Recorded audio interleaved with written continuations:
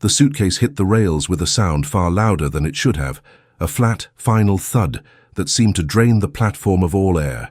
I didn't think, I just moved. My gloves scraped the edge of the platform as I swung my legs over and dropped down onto the tracks. The cold metal hummed faintly beneath my boots, a tremor rising from somewhere deep below. When I looked up, the black maw of the locomotive was bearing down, smoke boiling from its chimney. Behind me, my husband stood still, his hand dangling at his side as if he hadn't just thrown my life away. The air reeked of coal and hot iron, the kind of smell that clings to your hair for days. I crawled forward, my knees grinding against the gravel, and reached the open suitcase. Its lid gaped like a wound, spilling clothes I hadn't packed neatly. He must have rifled through them before we left the house. I could feel the eyes of everyone on the platform, a wall of silent witnesses, their breath fogging in the winter air. The train's whistle pierced once, long and low, vibrating in my ribs.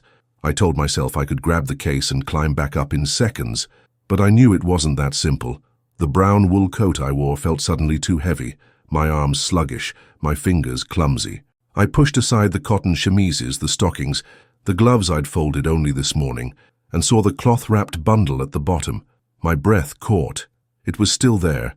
Relief hit me like a blow, followed instantly by the dread that he knew it was still there. I snatched it out, cradling it against my chest, ignoring the hiss of steam and the growing thunder of wheels on steel. The platform's edge seemed impossibly high now. A shadow stretched over me, long, sharp cutting across my lap. I looked up to see him standing at the edge, his hat low over his eyes, his expression unreadable. The crowd stood shoulder to shoulder behind him, their faces pale and expectant, as if they were waiting for a verdict. My husband didn't speak. He didn't need to. The set of his jaw, the stillness of his hands, told me exactly what he wanted, for me to stay where I was. The rails trembled harder.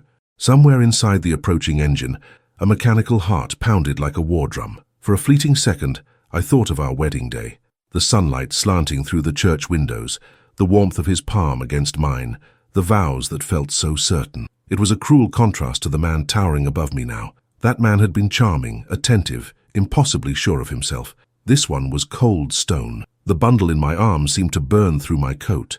I thought of my father's voice, low and urgent, warning me before he died. He had told me to keep it hidden. He had told me never to let my husband find it. The whistle screamed again, this time sharp, urgent, and final. Heat from the engine's breath rolled toward me, curling under my collar, pricking sweat at my hairline. My knees shook as I crouched lower, torn between bolting for the platform and making a desperate run for the other side. The crowd still hadn't moved. Not a single hand stretched to help me. The absurdity of it struck me. I could die here in front of 50 strangers, and they'd simply watch. Somewhere behind the smoke, a wheel struck a rail joint, a metallic crack like the snap of a bone. I shoved the rest of the clothes into the suitcase, slamming the lid down hard enough to make the leather creak. The latch barely caught. My hands trembled so badly I almost dropped the case again. I stole another glance upward. He hadn't moved, but something in his face shifted. His mouth twitched and I realized he was smiling. It wasn't joy. It wasn't triumph. It was something darker. Something that said he knew exactly how this would end. I gripped the suitcase handle so tightly my knuckles burned. The engine roared in, blotting out the world, a wall of black steel and smoke swallowing the air. I took a breath that tasted of soot and fear. The bundle pressed against my ribs, an anchor and a promise. I bent my knees, ready to spring, and for a heartbeat so sharp I could feel the blood rushing in my ears, the platform went utterly silent. Then I moved. The world narrowed to the suitcase and the weight in my arms. I stumbled toward the far side of the tracks, but the bundle's edges dug into my ribs, forcing me to stop. Kneeling, I tore at the cloth until my fingers found the cool edge of metal inside. It wasn't just weight I felt. It was history, obligation, danger. The wind from the passing train lifted strands of my hair, carrying the coal grit into my eyes. I blinked hard, fighting the sting, knowing I couldn't leave without confirming it was truly what I thought. The wrapping fell away, revealing the small tin box my father had once kept under a loose floorboard in his study. Its paint was scratched, the latch rusted, but I could feel the same quiet hum of significance I had felt as a child when he'd first shown it to me. Back then, he'd called it the insurance, but never said for what. My breath misted in front of me, ragged and uneven, as I pressed the box to my chest. Somewhere above, my husband shifted his stance, the scuff of his shoe against the platform loud in my ears. I glanced up at him, and for a moment, our eyes locked. There was no anger in his face now, only calculation, as if he were solving a problem in his head. The crowd's murmurs began to rise, not in outrage, but in curiosity, like they'd paid for tickets to see what choice I'd make. His hands were in his coat pockets, but I could almost see them tightening around something. A gun? No, too public, but that didn't mean he wouldn't find another way. My pulse quickened, not from the train's passing thunder, but from the knowledge that whatever was in this box, he wanted it badly enough to risk my life for it. The last carriage clattered past. The platform revealed once more, but the smoke hung thick, a grey curtain between me and escape. I considered tossing the box back into the suitcase and running, but the idea of letting him touch it, of letting his hands soil something my father had trusted to me, was unthinkable. I stood, brushing dust from my skirt, the rails still vibrating beneath my boots. Somewhere in the haze a child began to cry, the sound sharp and alone in the cold air. I slung the suitcase into my other hand and started toward the far platform. The crowd parted reluctantly, like they weren't sure if they wanted to let me through. As I stepped up, a man in a long, dark coat blocked my way. Not my husband, taller, leaner. His face was shadowed by his hat, but I could see a faint smile curve his lips. "You almost dropped it," he said softly, his voice barely carrying over the hiss of the cooling engine. My grip tightened on the box instinctively. When I glanced over my shoulder, my husband was gone from the edge of the platform. The space where he'd stood was empty, as if he had dissolved into the smoke. My stomach turned to ice. Either he was moving in the crowd, using the shifting bodies to get closer, or he'd gone ahead to cut me off entirely. The man in front of me tipped his hat, eyes flicking to the box. "Best keep moving," he murmured, before stepping aside. I didn't know if he was helping me or herding me exactly where my husband wanted me to go. I moved through the haze like a ghost, clutching the tin box so tightly my arms ached. The platform boards creaked underfoot, each sound magnified by my racing thoughts. Every step felt watched, even when I couldn't see him. The man who'd blocked my path was gone as suddenly as he'd appeared, but his voice clung to me. Best keep moving. Moving where? My eyes scanned for the exit, but the smoke blurred the edges of everything, turning strangers into possible threats. The sound of footsteps behind me tightened every muscle in my back. I didn't need to turn. I knew the rhythm of his stride as well as my own heartbeat. He had a way of walking, measured, deliberate, like someone who knew he never had to rush because people would wait for him. That pace had been intoxicating once. I had mistaken it for confidence, for strength. Now I knew it was the pace of a predator who'd already decided how the hunt would end. Memory bled into the moment without warning. Our first meeting at a summer garden party, my hands stained with berry juice from the tart I'd been serving. He'd appeared beside me, offering a napkin before I'd even noticed him coming. His eyes had been sharp but warm, and when he'd said my name, I'd believed he somehow understood me. That night he'd walked me home telling stories about his travels and the people who'd trusted him with their secrets. I never thought to ask what he did with those secrets once he had them. The present crashed back as the crowd shifted, revealing him only a few steps away. His face was unreadable, but his eyes locked on the tin box. I stepped back instinctively, my heel striking the platform's edge. Cold panic rose in my throat. The drop behind me wasn't far, but the rails still hummed faintly from the train's passing, the air between the tracks warm and dangerous. I realized with a shiver that he was waiting for the moment my balance wavered, waiting for gravity to do his work for him. "You shouldn't keep things from me," he said, his voice low enough for only me to hear. The words were not a warning, but a promise. I tightened my grip on the suitcase in my other hand, trying to keep my voice steady. "It's mine," I said. It was always mine. His lips twitched, the ghost of a smile, though his eyes stayed cold. He took a single step closer, and the space between us felt suddenly thinner than air. The memory of our last fight surged forward, the way his hand had gripped my wrist hard enough to leave marks when I'd asked him about the papers in his desk, the way he'd looked at me, not in anger, but with that same calculating stillness he wore now. That night, I'd slept with the tin box under my pillow, too afraid to leave it where he could find it. In the morning, he'd been all charm again, asking if I'd like to take a trip into the city. Now, with my back at the platform's edge, I understood the trip's true purpose. He wanted me isolated, cornered. If he couldn't get the box from me willingly, He'd take it in a way that left no witnesses who dared to speak. I turned slightly, my eyes darting to the tracks, not to jump, but to measure the distance if I had to. His shadow stretched long toward me, blotting out what little light filtered through the smoke, and then his hand moved. The faint vibration under the boards returned, different this time, sharper, more insistent. Another train was coming. I glanced down at the rails and saw the first tremor of dust dancing in the air above them. My husband noticed it too. His gaze flicked past me to the tracks, then back to the box in my arms. The crowd behind him shifted, murmuring, their voices weaving into the station's low, restless hum. The message in their faces was clear.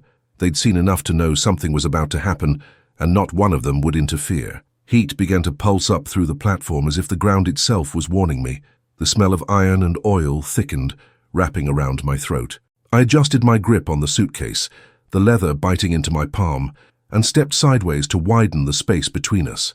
His eyes followed the motion like a hawk's, measuring angles, distances, timing. He had always been a man who thought in strategies, never in moments. I was no longer certain if I was part of his life or just part of his plan. Somewhere in the fog of coal smoke, I thought I heard my father's voice.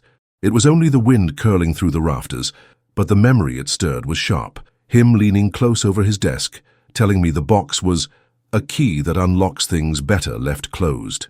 His hands had been trembling that day, though he tried to hide it. I'd been too young to understand the weight in his words, but I understood it now.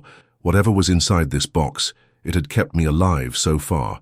Losing it might be the same as signing my death warrant. The train's whistle sounded in the distance, a single low note that rolled through my bones. My husband's hand slipped from his pocket, fingers brushing the air between us. Not a grab, not yet, just a signal that the moment was coming. I thought of running toward the station doors, but the crowd was too dense. Even if I got past him, I'd be funneled into narrow corridors where escape would be impossible. My eyes darted to the other side of the tracks. It wasn't far, but far enough that mistiming a jump could end everything. "You're wasting time," he murmured, his voice like the slow turning of a lock. I hated that he was right. Every second brought the train closer, the sound swelling, rails beginning to glow faintly with heat. My heartbeat synced with the rumble under my feet, a countdown I couldn't stop. The suitcase in my left hand felt like lead. The box in my right felt like a lifeline. I shifted my weight, feeling the edge of the platform's boards under my heel. For a moment our eyes locked again. It wasn't love I saw there, nor even anger. It was inevitability.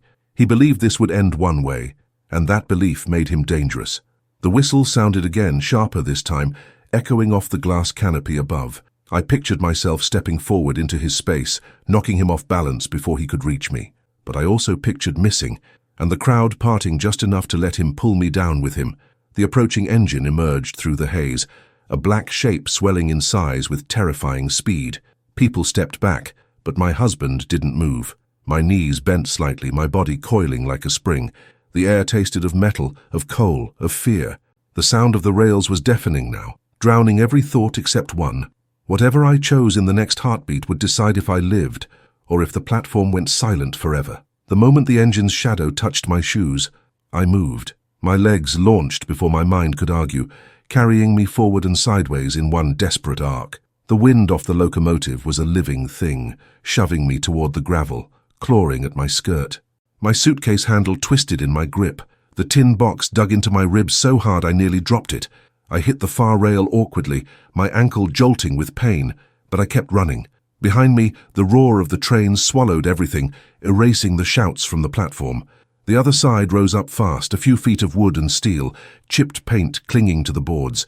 I flung the suitcase up first, heard it slam against the surface, then clawed my way after it. My hand stung as splinters lodged in my palms, but I didn't stop. My breath tore out of me in ragged bursts, my ears ringing from the train's deafening scream. For a moment, all I could see was steam and sky, the ground a blur beneath my boots. Then I was over, tumbling onto the opposite platform. I rolled to my side, clutching the box to my chest. The steam parted, and there he was, my husband, standing on the opposite platform as if he'd been waiting all along. My stomach twisted. The train had separated us only for a moment. Now it was just a curtain of noise between us, and in his hand, dangling casually at his side, was a suitcase.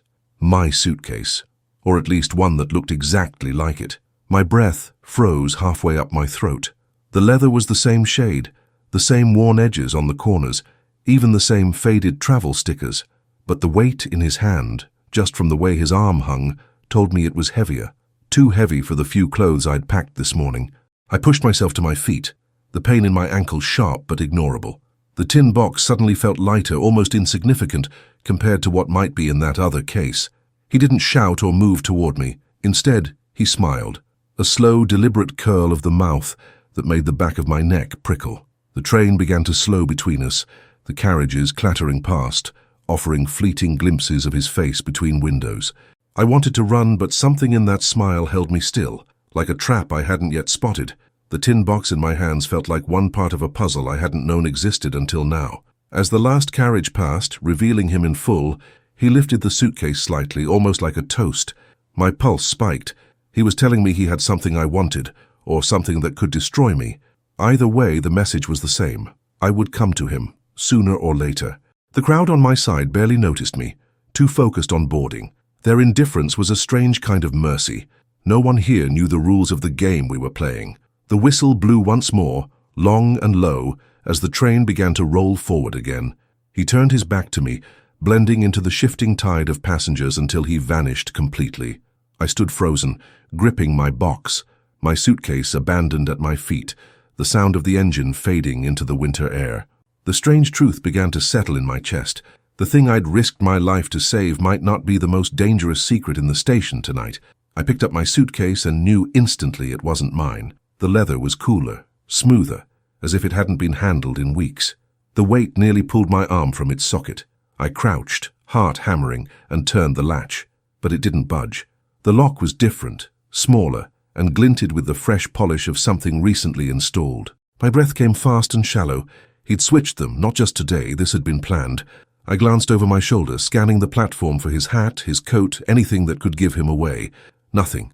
Only the shifting blur of passengers disembarking, their voices mingling into an indistinct roar. A boy selling papers pushed past me, shouting headlines about a bank robbery in another district. His words clung to me like frost. Robbery. Heavy suitcase. My fingers went numb. I knelt lower, pressing my ear to the leather, listening. No ticking, thank God, but there was a muffled clink, the sound of metal sliding faintly against itself. A memory surfaced without my permission. 3 nights ago, waking to the faint creak of floorboards in the study. I'd crept to the door, seen his shadow moving across the desk, the dull gleam of brass in his hands. I hadn't gone in. I'd told myself I was imagining it, that my marriage hadn't sunk into the kind of distrust where I had to spy on my husband. Now I wished I'd looked closer. If this suitcase was tied to whatever he'd been doing, then carrying it made me more than a target. It made me an accomplice. The tin box in my arm seemed to pulse with its own weight, a reminder that I now held 2 dangerous things, without knowing which one mattered more. Somewhere beyond the crowd, the faint sound of a clock striking carried over the station noise. The hour felt wrong, like time had shifted in a way I couldn't see. I spotted a bench at the far end of the platform and started toward it, weaving through the passengers while keeping my head low. When I reached the bench, I set the suitcase down in front of me and stared at it. My hands itched to break it open, but the lock mocked me. I tried prying it with a hairpin from my coat, but the metal bent uselessly. My father's voice returned, not as a warning this time, but as a command. If you cannot open the door, find out who holds the key. My husband held the key, of that I was certain, but if I went looking for him now, I might not walk back. The crowd around me shifted again, and in that moment I felt it. Eyes on me. I looked up and caught sight of a man leaning against a column across the tracks. Not my husband. Taller, thinner, but his gaze was fixed on the suitcase, not me. He didn't flinch when I met his eyes, and in that stillness, I knew. Whoever he was, he knew what was inside. He raised 2 fingers to the brim of his hat in a silent greeting before vanishing into the departing crowd. I sat frozen for several seconds, the air thick with the hiss of steam and the smell of oil. The suitcase lay between my boots like a coiled animal, harmless only while still. I wasn't sure which frightened me more, that my husband had switched the cases, or that someone else in this station wanted what was inside just as badly. I waited until the platform began to empty before trying again.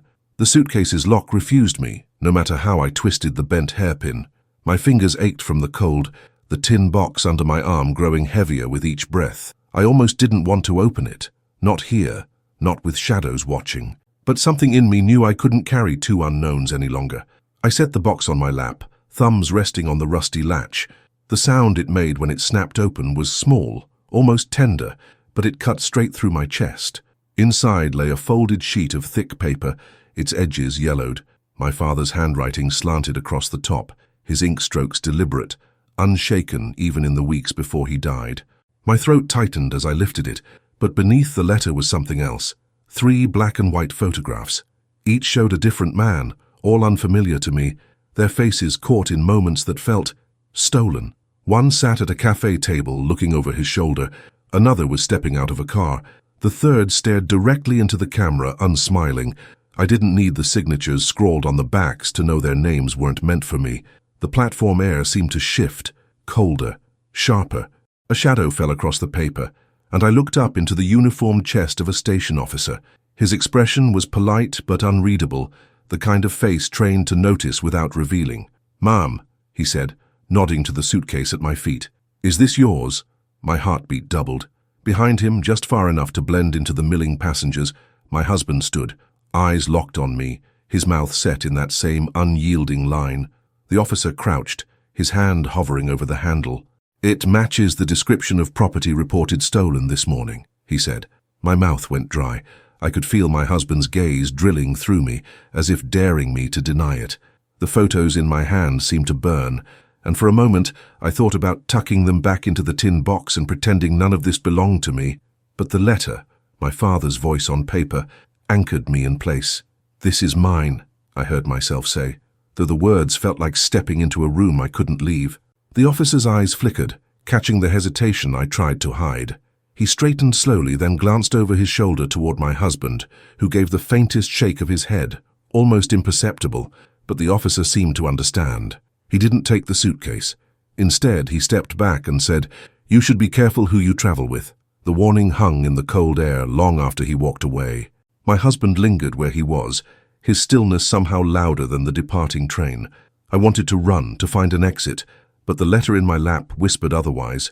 My father had written only one line, underlined twice. "If you have this, then you already know who he is." The truth of it made my skin crawl. I didn't know which frightened me more, realizing my father had seen this coming, or that he'd prepared me for it without my knowing. The letter's weight in my pocket felt heavier than the suitcase in my hand.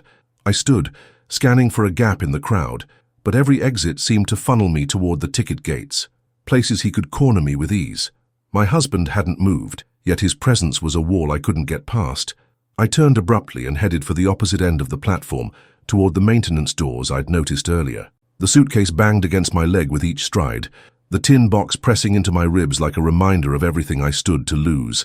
The air inside the station tunnels was thick, the echo of my boots chasing me down narrow corridors. I passed shuttered kiosks, piles of empty crates, the stale smell of coal dust coating my throat.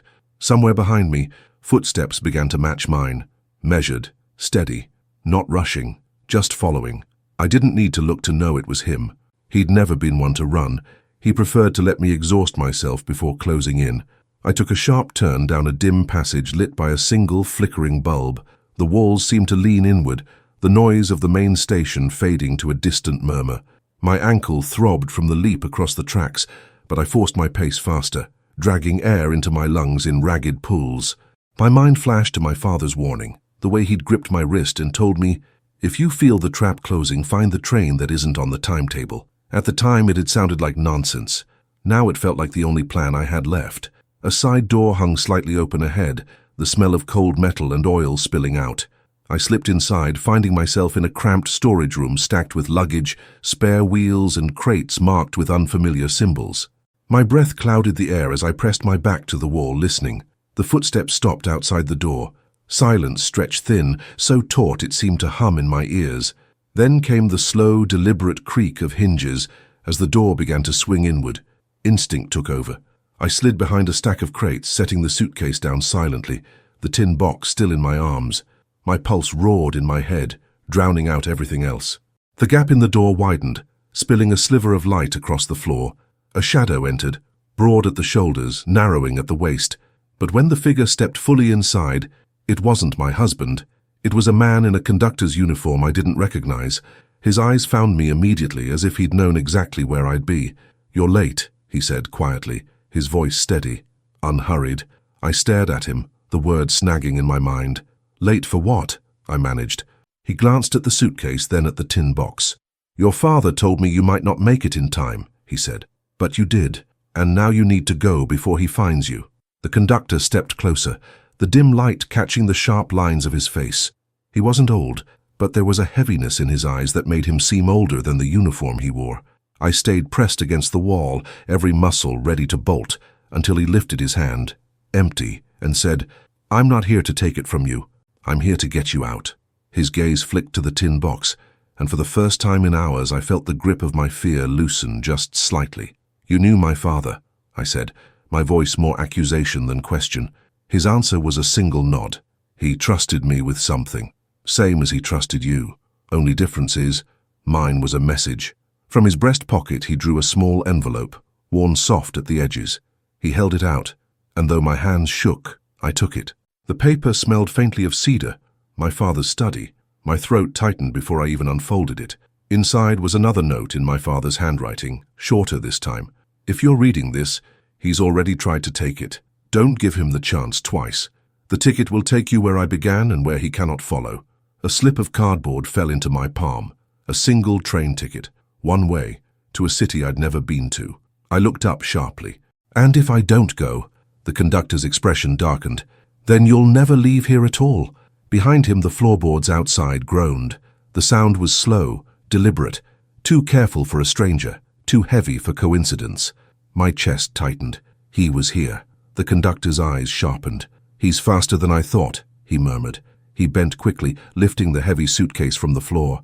"I'll take this," he said. "It'll buy you enough time."